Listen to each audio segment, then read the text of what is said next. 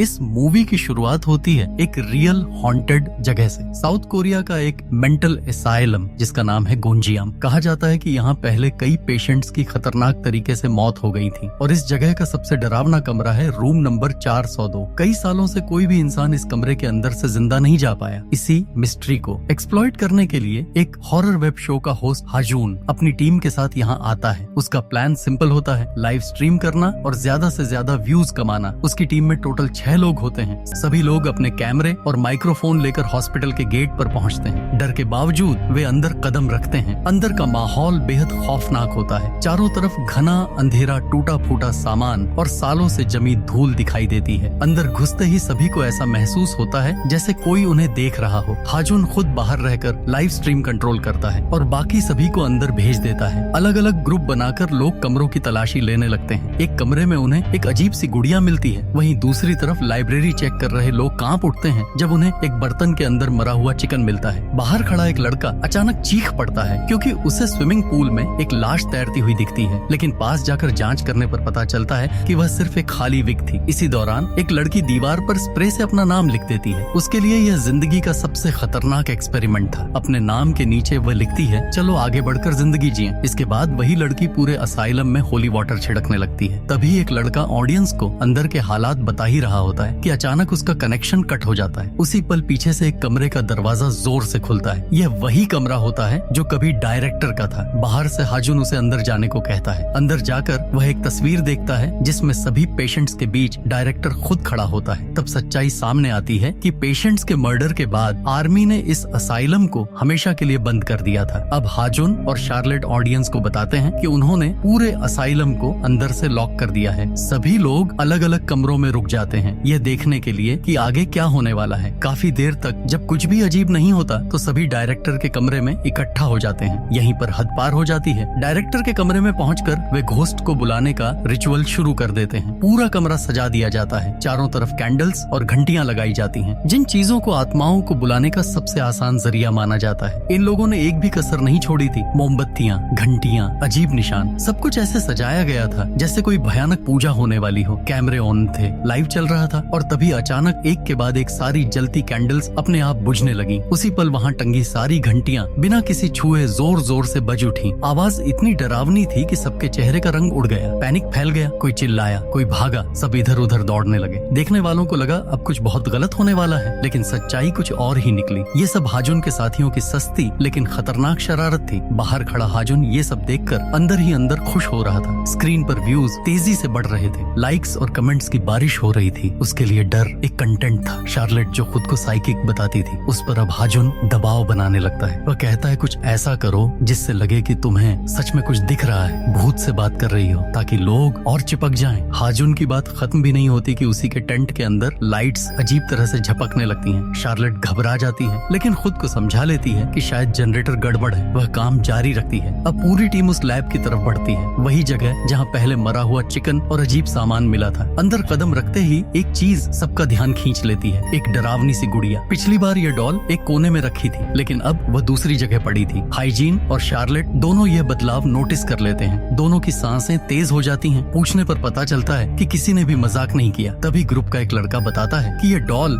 बिल्कुल उसी पेशेंट जैसी दिखती है जिसकी फोटो उसने डायरेक्टर के कमरे में देखी थी। एक्साइटमेंट में आकर वह लड़का डॉल उठाने ही वाला होता है, लेकिन शार्लेट उसे सख्ती से रोक देती है। उसे मत छुओ। उसके चेहरे से साफ दिख रहा था कि अब उसका डर एक्टिंग नहीं रहा। पसीना उसके माथे से टपक रहा था। वह इस जगह से तुरंत बाहर निकलना चाहती थी। खुद को संभालकर वह दोबारा टीम के साथ जुड़ जाती है। अब 8 लोगों का ग्रुप 2 हिस्सों में बंट जाता है। 4 लोग ऊपर रूम नंबर 402 की तरफ जाते हैं, बाकी 4 थेरेपी रूम देखने निकलते हैं। थेरेपी रूम के अंदर कई बड़े कंटेनर रखे थे, देखने में बिल्कुल ताबूत जैसे। फर्क बस इतना था कि सामने एक बड़ा सा सुराख बना था। एक लड़का मजाक में उस छेद के अंदर हाथ डाल देता है और तुरंत चिल्लाने लगता है जैसे किसी ने पकड़ लिया हो। शार्लेट इस बार पूरी तरह डर जाती है। वह सबको रोकती है लेकिन कोई नहीं सुनता। बाहर से हाजून के निर्देश आते हैं, व्यूज चाहिए, ड्रामा चाहिए। एक एक करके सब कंटेनर में हाथ डालते हैं और नकली चीखें निकालते हैं। आखिरकार शार्लेट पर भी दबाव पड़ता है। वह मजबूरी में हाथ डालती है और उसी पल उसके साथ कुछ ऐसा होता है जिसकी उसे उम्मीद नहीं थी। अंदर से किसी ने उसका हाथ कसकर पकड़ लिया। ये कोई एक्टिंग नहीं थी। वह दर्द से चीखने लगती है। सब उसकी मदद के लिए दौड़ते हैं, मिलकर हाथ खींचते हैं, लेकिन ताकत कम पड़ जाती है। कुछ सेकंड बाद अंदर मौजूद चीज खुद ही हाथ छोड़ देती है। जब शार्लेट अपना हाथ बाहर बाहर निकालती है तो सब देख लेते हैं। उसकी त्वचा पर गहरे नाखूनों के निशान थे।